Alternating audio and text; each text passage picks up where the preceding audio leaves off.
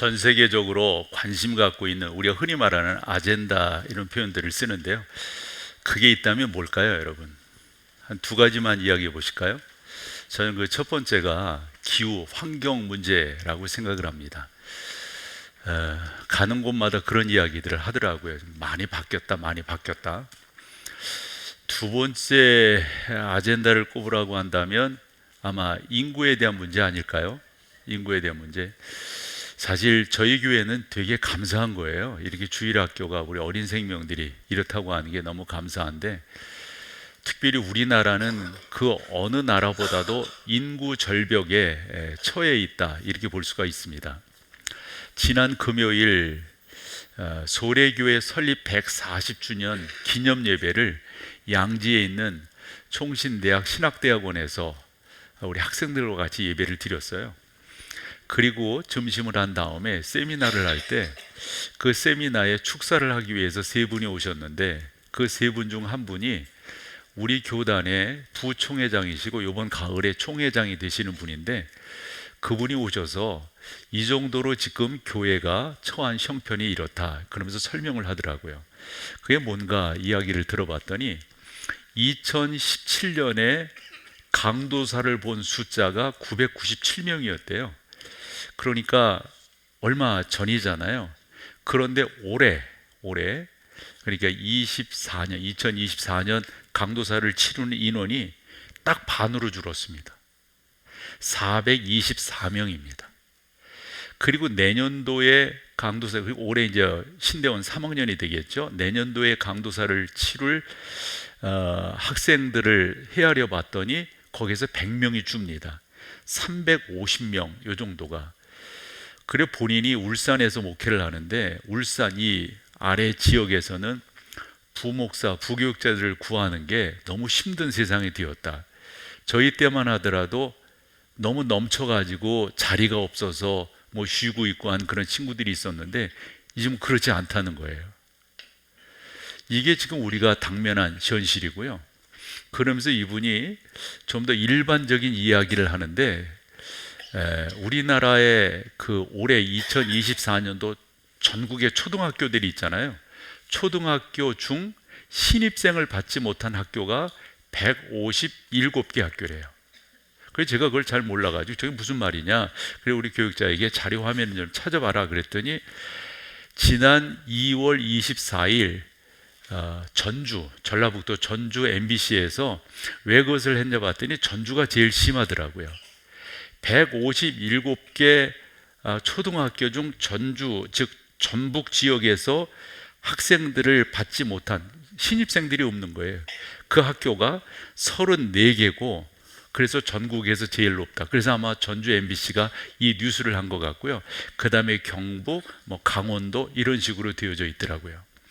그러니까 인구의 문제라고 하는 게 너나 할 것 없이, 이 나라 저 나라 할 것 없이 심한데, 특별히 우리나라는 그렇다 하는 거죠. 근데 저는 이와 같은 현상을 놓고 제가 여기에서 무슨 기후 문제를 다루겠어요? 인구 절벽에 대해서 나름대로 여러분들과 토의를 하겠어요?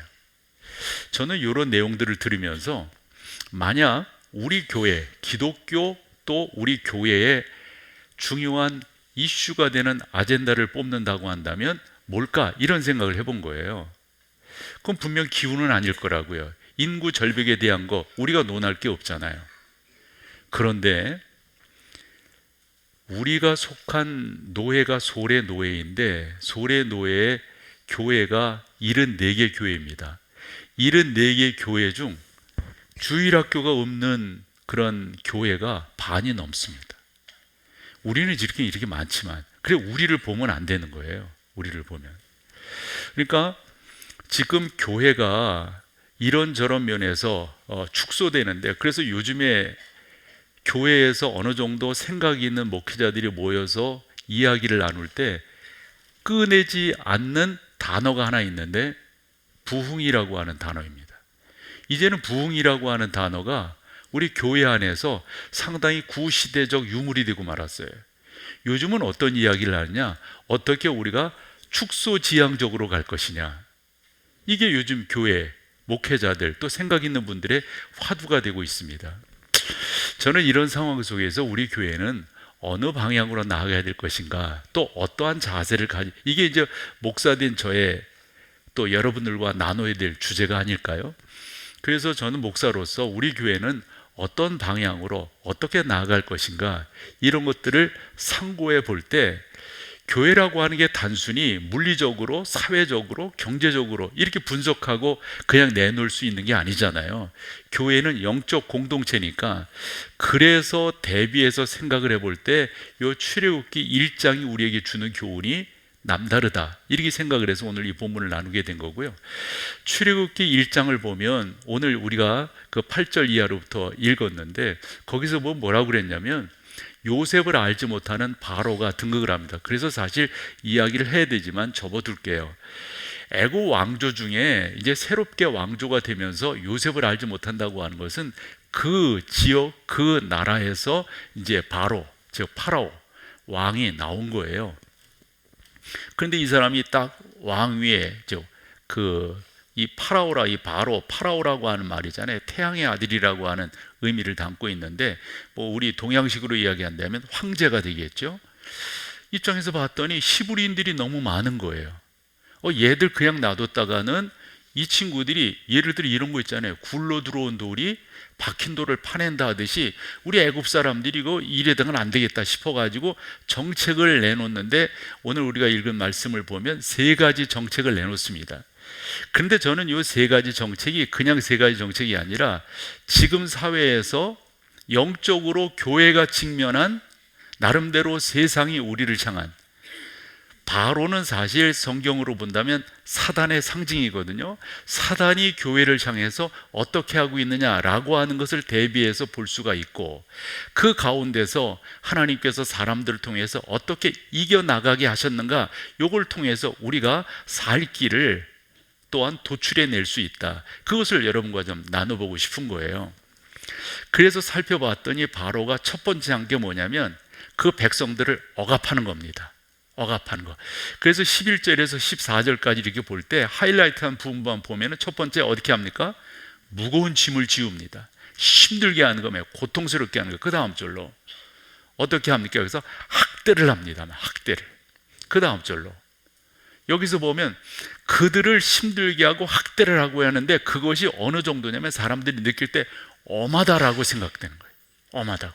그 다음 14절 여기에 보면 그들의 생활을 괴롭게 하는데도 그들이 막 잘 살아나고 잘 헤어나고, 그러니까 더더욱 힘을 들여, 더더욱 고통을 주는 거예요. 더더욱 어렵게 하는 거예요. 그래서 일반적으로 봤을 때 그렇게 한 그 히브리 사람들, 이스라엘 사람들이 얼마나 그것이 자기들 가운데 큰 프레스로 가해졌는지 이루 말할 수 없었다 하는 그런 내용입니다. 그럼 이게 지금 우리랑 뭔 상관이에요? 왜 상관이 없어요, 여러분? 지금도 세상은 교회를 향해서, 예전까지만 하더라도 교회가 세상을 향해서 메시지도 주고 외치고 가르치기도 하고 교훈하기도 그랬어요. 한데 지금은 어떻게 돼버렸습니까? 반대가 되지 않았나요? 되레 세상이 교회 보고 당신들은 이렇게 해야 돼, 당신들은 이렇게 해야 돼, 당신들은 이렇게 해야 돼. 마치 바로가 이스라엘 백성들을, 이 히브리 사람들을 엄하게 다스리듯이. 요즘 뉴스에 나오거나 뭐 드라마에 적용되거나 할 때 교회의 그 좋은 면들이 부각됩니까? 다 보면 안 좋은 것들이 다 교회 안에서 이루어져. 난 참 말도 안 되는 것 중에 하나가 돈 세탁하는 게 교회 안에서 이루어지잖아요. 이렇게 세상은 지금 교회를 향해서 그 한 구퉁이에서마저 일어나고 있는 그것을 크게 침소봉대해가지고 마치 교회가 이런 것이냐, 그러므로 당신들은 못됐잖아, 잘못하고 있잖아, 막 이래버린다고요. 그럼에도 불구하고 그 당시 이스라엘 백성들이 세워져 나갑니다. 그 세워져 나가는 그러한 내용들을 이렇게 보면은 그 12절입니다. 12절 한번 보여주실래요? 12절 같이 한번 읽어봐 보세요.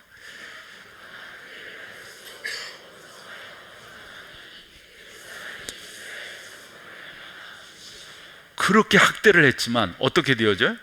더 번성해, 더욱 퍼져나가. 그래가지고 이거 안 되겠는데 여러분, 우리가 세상을 향해서 이제 이렇게 해야 되는 거 아닐까요?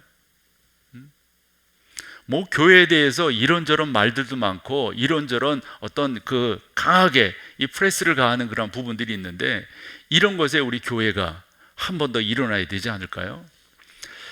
바로가 이렇게 해도 안 되니까 두 번째 방법을 쓰는 거예요. 그 두 번째 방법 중에 하나가 어른들을 어떻게 하는 게 아니야. 어른들을, 자녀들, 흔히 우리가 그런 말을 하잖아요. 싹을 자른다고. 지금 그런 정책을 합니다. 그래서 아들들은 죽이고 딸들은 살려주고, 이것은 우리가 그저 성비로 볼 것이 아니라 사단의 전략입니다. 사단의 전략 중에 하나가, 우리 사람도 이렇게 보면 급소라고 하는 게 있잖아요. 어디를 치면은 사단이 그걸 너무도 잘하는 거예요. 교회 여기를 치면은 그 첫 번째 대상이 뭘까요? 목회자들이죠. 일반적 사람들보다도 목회자 하나를 딱 치면은 훨씬 더 그 파급력이 훨씬 더 커지니까. 그래서 치는 급소를 아는 거예요. 바로가 지금 그렇게 하는 거예요. 여기서 남자아이들을, 이건 남자아이들이라고 하는 것은 그 10절에 보면 이유도 있지만은 저는 그 정도로 보는 게 아니라 지금 이 급소를 아는 거예요. 그래서 그걸 치는 거예요. 근데 그때 하나님께서 사람을 세우십니다.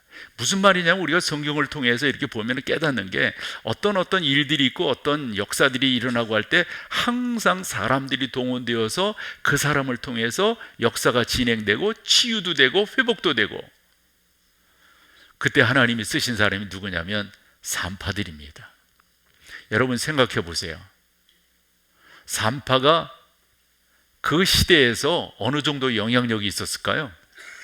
산파 이 사람들이 어느 정도로 그 당시 사회에서 힘을 발휘할 수 있었을까요? 저는 전혀 아니라고 생각해요. 무슨 말이냐면, 하나님께서 사람들을 들어 쓰실 때는 조건이 있습니다. 조건. 흔히 잘났다, 배웠다, 가졌다, 권력 있다, 뭐 이런 사람들을 하나님이 쓰시는 것이 아니라 하나님이 쓰시는 사람들의 조건이 있습니다. 두 절을 찾아볼게요. 17절입니다.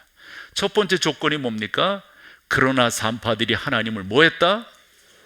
중요한 거예요. 그 다음에 21절. 그 산파들은 하나님을 어찌했다? 두려워했다는 말과 경외했다. 앞서서 17절에 두려워했다고 하는 게, 여러분 뒷골목 깡패 앞에서 두려워하는 그 두려움입니까? 두렵다고 하는 것은 그 하나님, 그 존전 앞에 인간이 취하는 중요한 자세입니다. 그 이상도 그 이하도 아니에요. 그래서 저는 17절에 두려워했다고 21절에 경외하였다, 요 단어는 사실 동의어다 이렇게 생각합니다. 하나님을 그렇게 섬기며 나가는 거예요. 자, 여러분, 하나님을 그렇게 두려워하고 하나님을 그렇게 경외하는 사람들이 교회 오래 다니면 되는 겁니까? 교회 직분을 받았으면 되는 건가요? 어떤 사람들이 하나님을 두려워하고 하나님을 경외하게 됩니까? 조건이 있습니다. 뭘까요, 여러분? 예수 그리스도를 인격적으로 만난 사람들이 그렇게 합니다. 그 대표적인 사람이 구약에서는 이사야라고 생각합니다. 이사야서 6장에 보면, 전에도 이사야는 선지자였어요. 그런데 6장에 보면 하나님의 존존을 보게 됩니다. 하나님, 그분의 그 거룩함을, 그래서 천사들이 날면서 두 날개로는 얼굴을, 두 날개로는 발을, 그게 뭐예요? 피조물이 조물주이신 하나님 앞에 취하는 자세입니다. 두 날개로 날면서 어째요? 거룩하다, 거룩하다, 만군의 주 여호와여, 거룩하다, 거룩하다. 이사야는 그와 같은 모습을 성경에 기록을 하면서 자기의 체험적 신앙으로서, 인간이 하나님 앞에 섰을 때 모든 인간은 그 하나님 앞에 꿇어 엎드릴 수밖에 없다. 여러분, 그것이 바로 그 하나님의 거룩함을 증거하는데, 산파들이 했던 두려워하고 그 하나님을 경외한다고 하는 말의 의미예요. 신약의 한 사람, 사도행전 9장에 보면 누가 등장합니까? 사울이 등장합니다. 그는 살리기가 등등해가지고 다메스커스로 가서 예수 믿는 사람들을 체포해서 끌고 오고 때리고 구금하고 그럴 목적으로 가고 있었어요. 근데 하늘에서 그를 부르는 소리가 들립니다. 쳐다봤을 때 이제까지 경험하지 못했던 환한 빛이 그에게 비쳤어요. 그 자리에 엎드려졌습니다. 당신은 누구입니까? 나는 내가 핍박하는 예수라. 그럴 때 여러분, 그 사울이 그 자리에서 어찌합니까? 내가 죄인이라고 하는 것을 깨닫지 않습니까? 전능하신 하나님, 그분을 만나면 모두는 다 그렇게 되게 되어져 있습니다. 하나님을 만나지 않기 때문에 그 하나님을 두려워하지 않는 거죠. 하나님을 만나지 않았기 때문에 그 하나님을 경외하지 않는 거죠. 인격적으로 하나님을 만나면 그 하나님을 두려워할 수밖에 없어요. 교회 오래 다닌다고 되는 게 아니에요. 교회 다닌 지 얼마 안 됐다고 안 되는 것도 아니고요. 하나님은 그와 같은 사람들을 쓰신다 하는 겁니다. 저는 그런 면에서 다시 한번 우리에게 적용해 보길, 진짜 우리 교회가 하나님을 두려워하고 하나님을 경외하기를 소망하는데, 난 오늘 이 패밀리 투게더 요 내용을 함께 우리 영유아 팀들과 나누면서 여러분 보셨잖아요. 그 선생님들의 수고를 보셨잖아요. 그분들의 애씀이 아니고 이 아이들이 있을 수 있을까요? 너무 감사해요. 우리 교회 주일학교가 잘 되는 이유는 이 헌신된 교사들이 있기 때문에 우리 교회 주일학교는 잘 이루어져 나가고 있습니다. 그러면 그분들이 그냥 하는 걸까요? 저는 믿어요. 하나님을 만난 분이라고, 하나님을 경외하고 하나님을 두려워하는 분이라고. 유아 세례를 할 때 부모들을 만납니다. 그 부모들의 자세를 이렇게 보면 그런 거 있잖아요. 이 아이를 하나님의 품에서 잘 키우기를 원해요. 하나님 이 아이를 복 주세요. 하나님을 만난 사람의 자세입니다. 그 중에 여러분, 누가 하나님을 두려워하고 누가 하나님을 경외해야 되는가? 교회로 본다면 목사라고 생각합니다. 제가 더 하나님을 두려워하고 제가 더 하나님을 경외하는 것, 이것보다 더 중요한 것이 없어요. 하나님을 두려워하지 않으니까 교회에서 이상한 일이 생기죠. 하나님을 경외하지 않으니까 교회에서 이런저런 말들이 나오는 거죠. 목회자는 많이 배운 사람이 목사가 되고, 설교 잘하는 사람이 목사가 되고, 뭐 그럴듯한 사람이 주님의 교회의 일꾼이 되는 것이 아니라 하나님을 두려워하는 사람, 하나님을 경외하는 사람, 일찍이 하나님의 하나님 되심을 체험한 사람이 목회자가 되어서 그 교회를 목회해 나갈 때 전능하신 하나님께서 그 교회를 복되게 하실 줄 믿는단 말이죠. 하나님을 두려워하지 않으면 일이 생겨요. 문제가 생겨요. 말썽이 생깁니다. 아마 여러분들이 더 잘 아실 것 같아요. 다다음 주가 우리 총회 목사장로 기도회가 있는데, 그때 제가 한 순서를 맡았어요. 그러면서 어떻게 할까 하다가 준비할 때, 요때 마가복음 9장을 통해서 함께 말씀을 나누고 기도해야 되겠다. 마가복음 9장은 제자들이 기도했지만 그 기도의 역사가 이루어지지 않아요. 그때 주님께서 기도 외에는 이런 일이 일어날 수가 없다. 아니 그럼 제자들이 기도 안 하고 뭐 했단 말이에요? 기도했는데도 안 되는 거예요. 이유가 어디 있을까요? 딴 생각하고 있었기 때문에, 엉뚱한 생각하고 있었기 때문에. 저는 자꾸의 교회가 힘들어지고 어려워지고 세상으로부터 여러 가지 이야기를 듣는 이유 중에 하나가 교회가 딴 생각하고 있으니까, 하나님의 하나님 되심을 경배하고 예배하고 나는 예배자입니다, 우리 아이들이 찬양의 뜻이 말이지, 그런 자세로 전능하신 하나님 앞에 나아가야 되겠건만 그렇지 아니하고 엉뚱한 생각합니다. 그러니까 교회가 힘들어지고 어려워지는 거죠. 우리 교회가 아니어서 더 당당하게 말할 수 있습니다만, 왜 교회에다가 사람들의 사진을 붙이는 거예요? 이 교회 설립자 이 교회 누구 이러면서 사진 왜 붙이는 거냐고요. 교회는 오직 하나님만이 영광을 받으시고 영광을 취하시는 곳이지, 조금이나마 사람이 그런 것들을 취하면 안 된단 말이죠. 저는 우리 교회 교육자들과 그런 이야기를, 우리가 무슨 일을 하는 사람인가? 우리는 서비스하는 사람이다. 교인들이 하나님 앞에 잘 세워지도록 우리는 돕고 돕는 사람이다. 누가 그 위에 서서 Follow me 할 수 있는가? 교만이에요. 그건요, 하나님을 경배하고 하나님을 두려워하는 자세가 아니란 말씀이죠.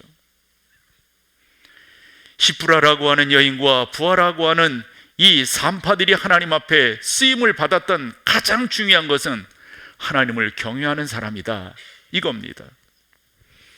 저는 우리 교회가 그렇게 하나님을 경외하기를 소망하고, 여러분들이 그러기를 소망하고, 특별히 여러분들의 가정이 하나님을 경외하는 그런 놀라운 역사가 있기를 사모하는 거죠. 하나님을 경외하는 교회에 어찌 사단이 침투할 수가 있겠습니까? 말도 안 됩니다. 다시 한번 여러분, 그렇게 다짐하며 나아갈 수 있기를 원합니다. 그래도 안 되니까 세 번째 단계로 사단으로 상징되는 이 바로가 내놓은 것이 있습니다. 그게 바로 16절 한 번 더 읽어보세요. 아들이거든 그를 죽이고 딸이거든. 근데 산파들이 그렇게 안 했어요. 그 다음에 22절 안 하니까 어떻게 합니까? 바로가 그의 모든 백성에게, 여기서 모든 백성이라고 그러지만 저는 조금 더 직접적으로 자기의 군인들에게, 군사들에게 그렇게 명령을 했다고 저는 생각을 해요. 그래서 말을 안 들으니 이제 너희들이 그렇게 해라. 너희들이 아들들을 살리고 아들들을 죽이고 딸들을 살려두라고 했던 것은 첫 번째 이유는 10절에 있습니다. 그러나 여러분, 이 10절은 그렇게 중요한 이유가 되지 않습니다. 모르긴 몰라도 사단은 우리의 급소를 압니다. 어디를 치면 교회가 아파할 것인가? 첫째는 목사일 겁니다. 그래서 저는 여러분들에게 저를 위해서 기도할 때 다른 기도하지 말고 성령 충만한 목사가 되게 해달라고. 다른 거 하지 마세요. 여러분, 성령 충만한 목사가 되게 해달라고. 여러분, 사단이 급소로 어디를 할까요? 주일학교에, 주일학교. 이런저런 이유로 주일학교가 못 모이게끔, 이런저런 이유로, 이런저런 핑계로 주일학교가 잘 모이지 않게끔 우리 아이들을 공격할 겁니다. 그 아이들에게 이상한 사상을 심을 거고요, 그 아이들이 교회보다도 다른 것을 좋아할 수 있도록 말초신경을 자극할 겁니다. 하나님 나라의 일꾼이 되어야 할 우리의, 여기서 남자로 표현하고 있지만 이 남자들, 그 하나님의 사람들을 사단은 골라서 공격을 할 겁니다. 그냥 놔둬도 될 것은 공격하지 않을 거예요. 여러분, 이럴 때 우리가 해야 될 것이 있습니다. 이런 상황 속에서 하나님이 또 사람을 들어서 쓰시는데, 그게 출애굽기 2장에 나오는 모세의 어머니 요게벳입니다. 성경에는 침묵하고 있지만, 이 출애굽기는 침묵하고 있지만, 우리가 민수기 26장 보면은 이 요게벳이라고 하는 걸 알 수가 있습니다. 하나님께서 그 여인을 들어 쓰시는데, 하나님의 귀한 역사, 그냥 아들을 살렸다가 아니에요. 그 아들은 어찌 보면 우리 가운데 상징이라고요. 전능하신 하나님께서 여러분들의 급소를 그 사단이 공격하지 못하도록 지켜주실 것입니다. 그래서 하나님이 요게벳에게 명령하신 것이 있어요. 뭐죠, 여러분? 갈대상자입니다. 갈대상자를 만들어라. 근데 여러분, 저 갈대상자를 생각해 보세요. 저게 무슨 애를 보호합니까? 물이 언제 들어올지 모르고, 예를 들어서 물고기가 또 나르는 새가 어떻게 공격할지 모르잖아요. 저게 무슨 보호자가 됩니까? 그런데 여러분, 여기서 우리 가운데 주는 메시지가 있다고 저는 생각을 해요. 하나님이 우리 가운데 말씀하시고 명령하시고 부탁하시고 또 원하시는 것은 그렇게 어려운 것이 아닙니다. 그러나 정성을 다해서 우리가 이것을 해야 됩니다. 모세의 어머니 요게벳은 그 갈대 상자를 만들 때 정성을 다해서, 요게벳의 노래라는 그런 찬양이 있잖아요. 그 마음을 다 담아서, 그리고 물이 새지 않게끔 그 안에 역청치를 하면서 아들을 사랑하는 마음으로, 아들을 사랑하는 마음으로, 그 사랑함이 얼마나 컸으면은 성경이 표현하고 있는 그 2장 2절에 보면 이렇다는 거예요. 그가 잘생긴 것을 보고, 여기서 그는 모세를 말하죠. 누가 봤다는 거죠? 그 어머니 요게벳이 봤다. 근데 여러분, 여기서 잘생겼다는 게 우리가 일반적으로 생각하는 그런 잘생김이에요? 또한 히브리서 11장 23절에 보면 모세를 뭐라고 표현하고 있냐면 그 부모가 아름다운 아이임을 보고 그랬어요. 저는 여기서 잘생겼다, 아름다운 아이다, 이것은 하나의 시각이라고 생각합니다. 하나님이 이 아이를 쓰실 것이다. 하나님은 분명히 이 아이를 들어 하나님의 놀라운 역사 가운데 쓰실 것이다. 나는 이것을 이 어머니가 바라볼 수 있었다라고 생각합니다. 아까 하던 말 다시금 하면, 아니 여러분, 이 갈대상자라고 하는 게 이 아이가 살아가는데 얼마나 도움이 되겠어요. 그런데 하나님은 이 미리암에게 통나무를 통해서 아주 튼튼한 배를 만들어 가지고 이 아이를 거기에 이렇게 말씀하지 않으셨어요. 그럼 우리에게 주는 메시지가 뭘까요? 여러분, 작은 것이나마 여러분들이 감당하시면 그 가운데 하나님이 역사하세요. 그 다음 일은 하나님이 하시는 일이에요. 우리가 해야 될 일이 있고 하나님이 하실 일이 있으세요. 하나님이 그 모든 일을 하시지만 우리에게 요 정도는 너 할 수 있지, 요 정도는 내가 신앙적 고백을 해야지. 저는 여러분 가운데 이런 은혜가 있기를 소망합니다. 한 20여 년 된 것 같습니다. 우리 교회에 그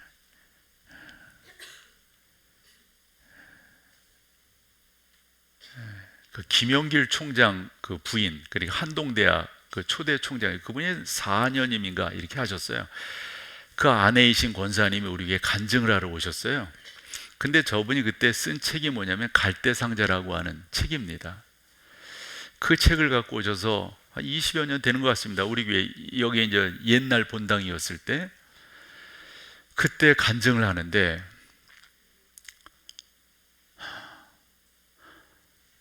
난 그때만큼 많이 울었던 때가 없었던 것 같아요. 얼마나 제가 많이 울었는지요. 그분 간증 끝나고 올라가서 마무리해야 되는데 마무리를 할 수 없겠더라고요. 진짜 거기서 흐느껴 울었어요. 말을 할 수 없을 정도로 울었어요. 근데 이 권사님이 그 간증을 하면서 이런 식의 이야기인 거예요.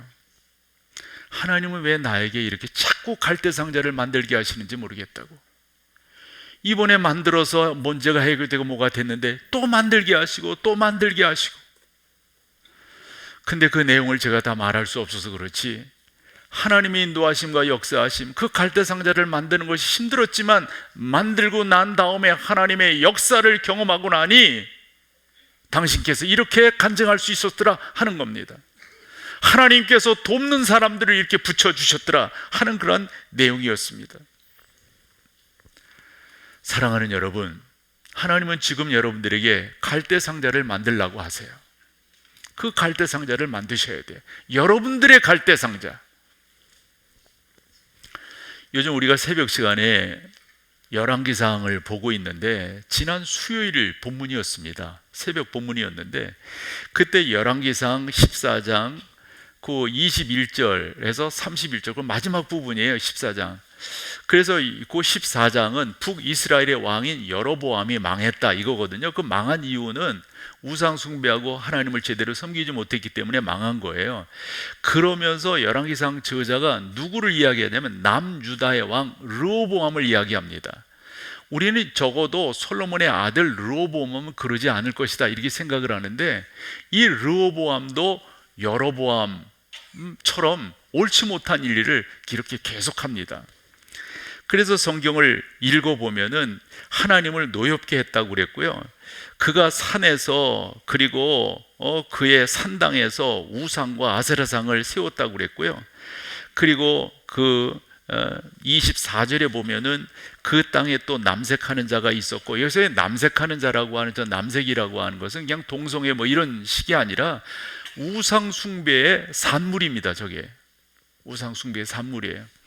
그 남색하는 것과 저 뒤에 가증한 일을 무리가 본받아 행하였다라고 하는 것은 우상 숭배하는 그런 모습들을 이 하나님의 사람들이 다 행한 거예요. 그래서 결국은 이 르호보암, 이 남유다의 르호보암도 하나님께서 벌을 내리십니다. 그런데 이렇게 성경을 읽어가다 보면은 이거 뭐지? 이걸 발견하게 돼요.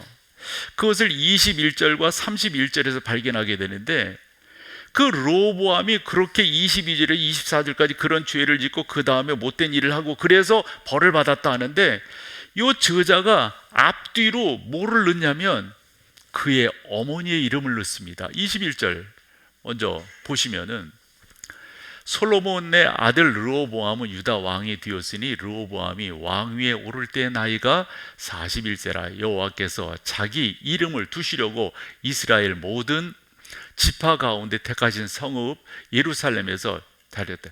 그 다음에 근데 봐봐요 여러분, 우리가 흔히 맥락 없어 뭐 이런 말 하잖아요. 문장으로 보면 맥락이 없어요. 다스렸더라. 그런데 그의 어머니의 이름은 나아마요 암몬 사람이더라. 이게 왜 들어가는 거예요? 그리고 그 내용이 쭉 기록된 마지막 31절도 보면 르호보암이 그의 조상들과 함께 이 벌 받은 거예요. 벌 받았어. 그의 조상들과 함께 다윗성에 장사되니라. 그의 어머니의 이름은 나아마요 암몬 사람. 이거 왜 넣는 거예요? 여러분 눈치채셨죠? 르호보암이 저런 지경으로 간 데는 누구의 영향력이 지금 컸다고 하는 것을 저자가 에둘러서 이야기하는 걸까요? 그 어머니입니다. 암몬 사람이라고 하는 게 우리에게 주는 메시지가 있습니다. 하나님을 안 믿는 사람들입니다. 롯이 소돔과 고모라 성에서 구원을 받은 다음에 참 이게 말하기 좀 그런데 자기 딸과 그래서 태어난 사람이 바로 암몬 사람들입니다. 그런 사람들이 하나님 믿겠어요? 그런 사람들이 하나님을 두려워하겠어요? 그런 사람들이 하나님 경외하겠어요? 그 어머니가 자식을 어떻게 키웠겠어요? 어떻게 가르쳤겠어요? 여러분들이 만드셔야 될 갈대 상자는 뭘까요? 22절 그 보면은 그 열왕기상 14장 22절을 보면 문장이 되게 어색해요. 유다가 여호와 보시기에 악을 행하되 그의 조상들이 행한 모든 일보다 뭐예요? 뛰어나다는 말이 뭐예요? 뛰어나다는 말이 좀 말 돼요? 전 다음번 성경에는 그래서 제가 저 말을 원문 그대로 직역을 이렇게 해봤어요. 이런 내용입니다. 유다가 여호와의 눈에 악을 행하였다.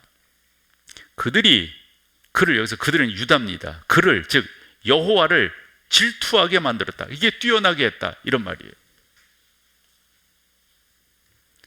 질투하게 만들었으니 그들의 조상들이 행했던 그들이 범한 모든 죄보다 어찌했다? 심했다. 왜 그렇게 됐는데요? 왜? 여러분 우리 다 알잖아요. 다 알잖아요. 부모가 어떻게 하느냐에 따라서 자식들이 어떻게 큰다는 거 다 알잖아요. 여러분 요게벳이 만들었던 갈대 상자를 여러분들이 만드셔야 돼요. 세상의 물이 침범하지 못하도록, 세상의 그릇된 것들이 그것에 번접하지 못하도록 하나님 보호해 주세요, 하나님 붙들어 주세요 라고 여러분들의 갈대 상자를 만드셔야 된다고요. 저는 여러분들과 그것을 만들면서 나가기를 원해요. 그런 교회가 되기를 소망합니다. 사랑하는 여러분, 우리 교회가 47년 전에 화곡동에 성인교회라는 이름으로 세워졌습니다. 소래교회가 지금부터 140년 전에 황해도에 그렇게 세워졌습니다. 교회를 세울 때 그 정신이 있었지 않겠어요? 저는 우리 교인들을 너무도 존귀한 분들이, 참 귀한 분들이 우리 교인들이라고 믿고요, 여러분들이 헛되게 살아가는 분들이라고 저는 생각지 않아요. 그런 여러분들이 시간 내시고 애써서 예배자로 이렇게 오셨다면 그냥 사실 거 아니잖아요. 여러분들이 만드셔야 될 갈대 상자가 있지 않겠어요? 사단이 공격할 때 그 모든 것들을 지켜줄, 그리고 그 만든 여러분들의 수고 속에 우리 하나님 역사하실 거라고요. 그런 은혜가 넘치기를 축복합니다. 다 같이 자리에 일어나셔서 마지막 찬양하고 우리 헤어지죠. 예.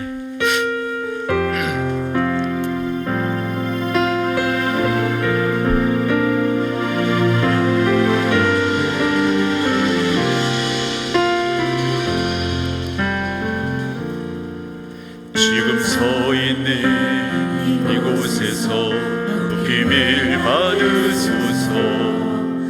내가 밟는 땅 주님의 땅이니 하늘이 주의 이름 높이 올리며 넓은 바다가 주를 노래해. 모든 만물 주를 경배해. 아멘. 모든 입술 주를 찬양해. 천지를 만드신 만물의 통치자 높임이 받으소서. 내 평생에 주의 이름 높이며 어느 곳에서든지 주님을 예배하리라. 내가 밟는 모든 아버지의 영광이 선포되어야 하리. 찬양하며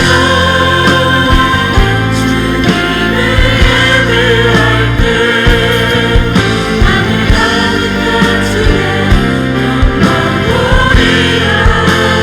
나를 통하여 나의 입술 인하여 주의 이름 높임을 받으소서. 우리 다시 한번 하겠습니다. 지금 서 있는 이곳에서 높임을 받으소서. 내가 걷는 땅 주님의 땅이니 하늘이 주의 이름 높이 올리며 넓은 바다가 주를 노래해. 모든 만물 주를 경배해. 아멘. 모든 입술 주를 찬양해. 천지를 만드신 만물의 통치자 높임이 받으소서. 평생에 주의 이름 높이며 어느 곳에서든지 주님을 예배하리라. 내가 밟는 모든 아버지의 영광이 선포되어야 하리. 찬양하며 주님을 예배할 때 하늘 가득한 주의 영광 보이라. 나를 통하여 나의 입술 인하여 주의 이름 높임을 나를 통하여 나의 입술 인하여 주의 이름 높임을 받으소서. 모든 찬양과 영광 하나님 홀로 거두어 주시옵소서. 우리는 주님의 것입니다. 우리는 주님의 백성입니다. 주님 말씀하신 대로 살려 하오니 주여 능력으로 함께 하셔서 우리의 갈대 상자 잘 만들어낼 수 있도록 그 곳에 우리가 귀하게 여기는 우리 아이들을 태우게 하시고 우리가 소중히 여기는 것들을 담게 하셔서 하나님이 이 모양 저 모양으로 도우시고 역사하시고 인도하심을 바라보며 나아가는 우리 모두가 다 되게 도와주옵소서. 아이노스를 복되게 하신 주님, 끝까지 우리 아이들이 하나님을 찬양할 수 있도록, 그리고 이것이 영적 토대가 되어서 저들의 삶 속에 하나님만을 예배하고 하나님만을 경배할 수 있도록 인도하여 주시옵소서. 주여, 사랑하는 성도들을 복되게 하실 주님을 찬양하오며 우리 주 예수 그리스도의 은혜와 아버지 하나님의 사랑과 인도하시는 성령의 놀라운 역사가 이제로부터 영원토록 함께 있을지어다. 아멘.